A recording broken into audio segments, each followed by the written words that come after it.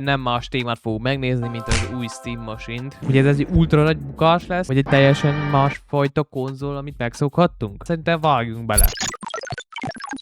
Több mint 10 évvel az első Steam Machine után a Valve ismét visszatért egy nappaliban szánt gamergéppel. Az új Steam Machine célja, hogy a PC-s játékélmény konzolos egyszerűséggel hozza el a televíziókra. A Steam Machine nem egy hagyományos konzol, hanem egy SteamOS futtató kompakt gamer PC. Bekapcsolod, bejelentkezel a Steam fiókodba és már játszasz is a játékoddal. Ha pedig szeretnéd, asztali módban számítógépként is használhatod. Ez a legnagyobb különbség a PlayStationhoz és az Xboxhoz képest. Míg azok zárt rendszerek, addig a Steam Machine sokkal nyitottabb, és már a meglévő Steam könyvtáradat használhatod rajta. De térjünk rá a hardware-ra. A Valve egy modern AMD processzort és grafikus vezérlőt épített a gépbe, amely jelentősen erősebb a Steam Decknél. Emellett gyors DDR5 memória, 512 és 2 TB közötti NVMe SSD, emellett támogatja a Wi-Fi 6-ot és a Bluetooth 5.3-at is. És akkor jöjjön az ára. A Steam Machine alapmodellje jelenleg $1049 indul. A nagyobb tárhellyel szerelt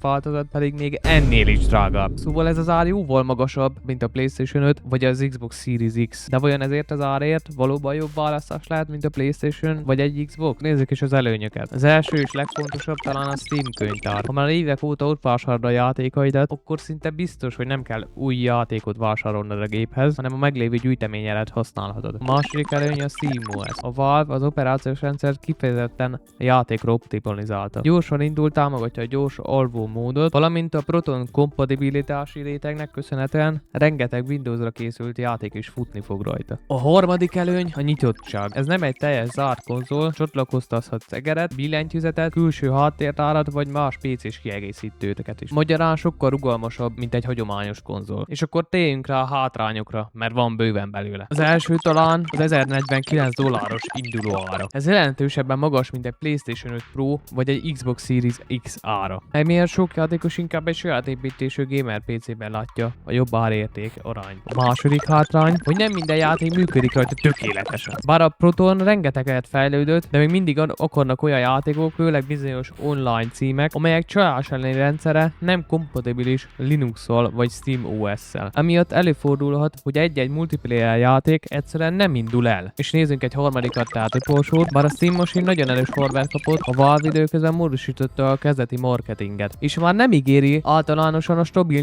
60 FPS teljesítményt. De a legtöbb új címnél ehhez FSR felskálázásra vagy grafikai beállításának csökkentésére lehet szükség. És még mindig ott van az a kérdés, hogy ennyi pénzért egyáltalán kinek készült ez a gép? Nyilvánvalóan nem mindenkinek. Ha valaki most szeretne először belépni a konzolos világba, és a lehető legtöbb teljesítményt szeretné a lehető legalacsonyabb áron, akkor valószínűleg továbbra is egy PlayStation vagy egy Xbox lesz a választása. Ezek olcsóbbak, egyszerűek, használhatóak, és rengeteg játék elérhető rájuk. Viszont azért, hogy ne szóljuk el a Steam Machine-t, egy teljesen más célközönséget próbál igazából megszólítani. Elsősorban azoknak készült, akik már évek óta PC játszanak, és jelentős Steam könyvtárral rendelkeznek. Ha több száz játékod van Steamen, akkor ezekhez a legtöbb esetben külön vásárlás nélkül hozzáférhetsz ezen a gépen is. Azoknak is jó lehet akár, aki nem szeretne bajlódni a grafikai beállításokkal, csak úgy belép a játékba és már fut is a game. Persze nyilván megvan ez a lehetőség, talán jobban, mint egy Xboxon vagy PlayStationon. Tehát a Steam Machine egy két világot próbálja összekötni. Bekapcsol, mint egy konzolt, és a használata is hasonló, mint egy konzolé, de ha szeretnéd, ugyanúgy hozzáférhetsz az asztali módhoz, telepítesz programokat, használhatsz egeret és billentyűzetet, vagy akár más alkalmazásokat is futtathat. Mert hát továbbra is csak azt tudom mondani, hogy ez az, amit nem kínál a PlayStation,